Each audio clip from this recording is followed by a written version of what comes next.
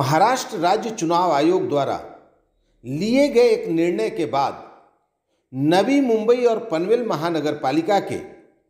50 से ज़्यादा पूर्व नगर सेवक शायद अब चुनाव नहीं लड़ पाएंगे। माननीय मुंबई उच्च न्यायालय में दाखिल एक जनहित याचिका की सुनवाई के दौरान राज्य निर्वाचन आयोग द्वारा माननीय उच्च न्यायालय में जो एक प्रतिज्ञा पत्र दाखिल किया गया है, उसके मुताबिक अब नगर सेवकों के नामांकन फॉर्म में इस बात का खुलासा करना आवश्यक कर दिया गया है कि उनके या उनके ऊपर निर्धारित परिवार के किसी सदस्य द्वारा कहीं कोई अवैध निर्माण कार्य किया गया है या नहीं। मुंबई तपास के संपादक राजीव मिश्रा ने इस नियम को लागू किए जाने की मांग अगस्त 2022 में चुनाव आयोग से की थी। इसके बाद वर्ष 2023 में माननीय मुंबई उच्च न्यायालय में पिंपरी चिंचवड़ महानगर पालिका क्षेत्र से जुड़े एक व्यक्ति ने माननीय मुंबई उच्च न्यायालय में इस नियम को लागू किए जाने की मांग को लेकर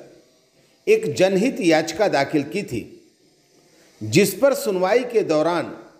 चुनाव आयोग ने अपने प्रतिज्ञा पत्र में यह स्पष्ट किया है कि आने वाले किसी भी पालिका चुनाव में नगर सेवक पद के नामांकन फॉर्म में सभी उम्मीदवारों के लिए यह अनिवार्य होगा कि वह इस बात का लिखित खुलासा करें कि उनके या उनके ऊपर निर्धारित परिवार के किसी सदस्य द्वारा कोई अवैध निर्माण कार्य किया गया है या नहीं। चुनाव आयोग के इस निर्णय के बाद नवी मुंबई और पनवेल महानगर पालिका के 50 से ज़्यादा पूर्व नगर सेवकों पर इसकी गाज गिरनी तय है, क्योंकि इस संदर्भ में कई दस्तावेजी सबूत मुंबई तपास के पास भी मौजूद हैं। मुंबई तपास के संपादक, जिन्होंने नवी मुंबई महानगर पालिका के 3 नगर सेवकों को अयोग्य घोषित कराया था,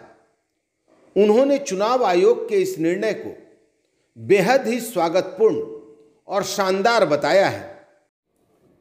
माननीय चुनाव आयोग ने यह जो निर्णय लिया है, यह निर्णय बेहद ही स्वागतपूर्ण और शानदार निर्णय है, क्योंकि शहरों की जो एक बेहद बड़ी सामाजिक समस्या है, जिसमें अतिक्रमण और अवैध निर्माण कार्य का नाम आता है, उस पर इस निर्णय के बाद बहुत हद तक अंकुश लगने की संभावना है। क्योंकि आज तक जो जनप्रतिनिधि स्वयं अवैध निर्माण कार्य में या तो लिप्त रहते थे या फिर अवैध निर्माण कार्यों को करने वाले लोगों को संरक्षण प्रदान किया करते थे, अब उन जनप्रतिनिधियों पर ही चुनाव आयोग ने लगाम लगा दी है। इससे सबसे बड़ा फायदा यह होगा कि अब यह जनप्रतिनिधि न तो किसी अवैध निर्माण कार्य को समर्थन देंगे और न ही अवैध निर्माण कार्य करने के लिए खुद अपने आप को प्रेरित कर पाएंगे। ब्यूरो रिपोर्ट, मुंबई तपास।